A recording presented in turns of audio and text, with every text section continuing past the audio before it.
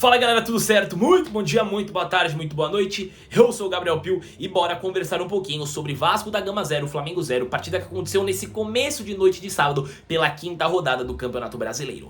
Antes do vídeo começar, já peço encarecidamente que você veja se você está inscrito no canal no YouTube ou se você está seguindo o perfil no TikTok. Após o final do vídeo, caso você goste do que você assistiu, eu também serei muito grato se você der o joinha no YouTube, o coraçãozinho no TikTok, assim como o comentário e o compartilhamento, que são essencial para o canal, certo?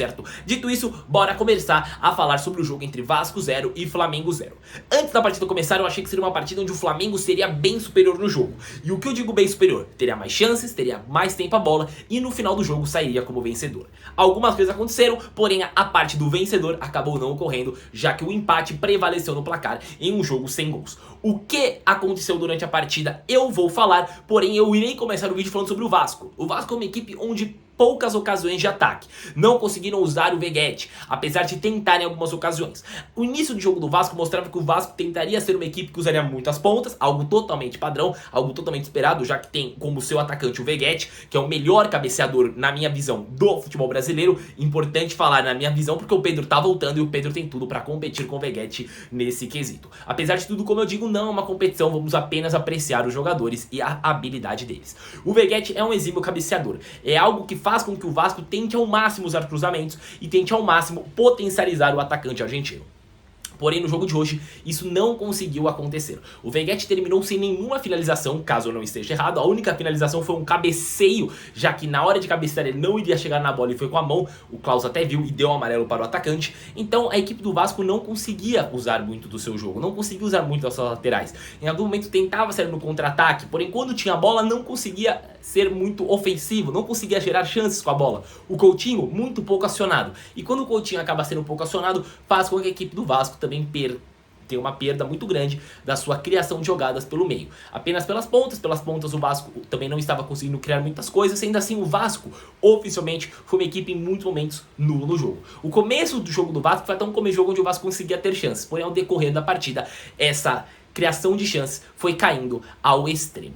Já a equipe do Flamengo foi uma equipe onde conseguiu sim ter chances, porém alguns pontos me fazem acreditar do porquê o Flamengo não conseguiu marcar gol, tirando, óbvio, a belíssima partida do Léo Jardim, um jogaço do goleiro vascaíno, e é totalmente compreensível porque a torcida do Cruz Maltino tem tanta confiança no goleiro, já que é um goleiro que consegue fazer belíssimas defesas e consegue ajudar o Vasco a pontuar em muitos jogos. Na minha visão, o Léo Jardim junto com o Verratti são os melhores jogadores da equipe do Vasco. Ambos jogadores fazem com que a equipe pontue a cada rodada e são essencial para o time.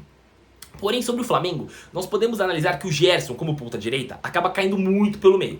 Isso faz com que na ponta direita o Flamengo tenha apenas o Wesley como jogador ofensivo, já que o Gerson cai muito pelo meio, pela esquerda, o Arrascaeta também acaba caindo mais pelo meio e esquerda, ou seja, o Wesley joga muito sozinho na direita. No lado esquerdo tem Michael, no lado esquerdo tem algumas vezes o Ayrton Lucas, no lado esquerdo tem o Gerson, no lado esquerdo tem o Arrascaeta. Então, o jogo do Flamengo em muitos momentos foi tentar jogadas pelo lado esquerdo. Michael. O Wesley acabava ficando muito sozinho. Para mim faltou um apoio pelo lado direito com o Wesley. Porque quem estava marcando o Wesley seria o Piton. E o Piton é um jogador mais conhecido por suas características ofensivas. Sendo assim, se tivesse um apoio maior ao Wesley, eu acho que o Flamengo poderia ter sido muito eficiente pelo lado direito. Dito isso, o Flamengo tentou muitas vezes cruzamentos. Alguns cruzamentos davam certo, outros cruzamentos a zaga do Vasco acabava tirando, algo que é normal. Eu creio que faltou também um jogo mais pelo meio da equipe do Flamengo. Faltou mais ter um jogo com De La Cruz, com Arrascaeta gerando chances a partir disso. O Arrascaeta terminou o jogo sem finalização. O Arrascaeta sim teve algum momento de passe onde poderia dar uma assistência, mas em questão a finalização, Arrascaeta não teve, De La Cruz não teve. Falta esse número de finalizações no meio. Foi um jogo onde o Flamengo tentou usar muito das suas pontas. E sobre usar muito das suas pontas, mesmo tendo esse volume maior pela esquerda do que pela direita,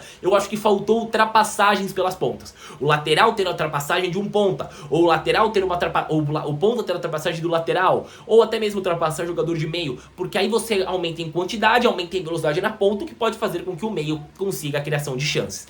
Eu acho que sim, o Flamengo acabou sendo uma equipe bem melhor no jogo. Sim, acabou sendo uma equipe bem melhor no jogo, mas alguns fatores como uso muito excessivo de cruzamentos, e nesses cruzamentos algumas vezes sem ultrapassagem, e deixando muito claro que o seu lado predominante na jogada seria o esquerdo e não o direito, apesar do Wesley ser um lateral com belíssimas características ofensivas, até melhores do que defensivas, acabaram por favorecer o Vasco a não tomar o gol. Óbvio, como eu já disse, a partida do Léo Jardim é um essencial para que tudo isso ocorra, para o Vasco sair do Maracanã tendo 0 gols sofridos, ou seja, o Vasco não tomou gol. Vou pegar meu celular aqui só para ver a posição de ambos os times.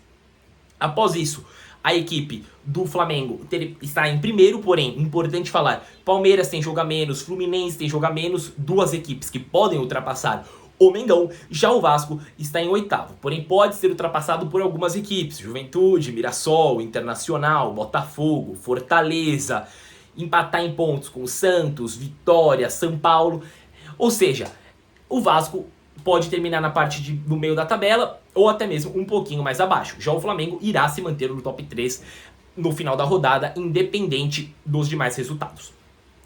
Sobre o Pedro, muito feliz em ver a volta do Pedro. Eu acho que é um atacante que faz com que a equipe do Flamengo melhore muito, e nesse estilo de cruzamento ele é bem melhor do que o Bruno Henrique. E como eu disse, mesmo assim o Flamengo ainda assim conseguiu ter muitas chances. Eu acho que a equipe do Vasco é uma equipe que conseguiu se defender, é uma equipe que não sofreu pelo meio, porém eu acho que os zagueiros têm que ficar melhores nessa bola aérea. Não é um jogo que o Vasco tem que sofrer tanto como sofreu hoje.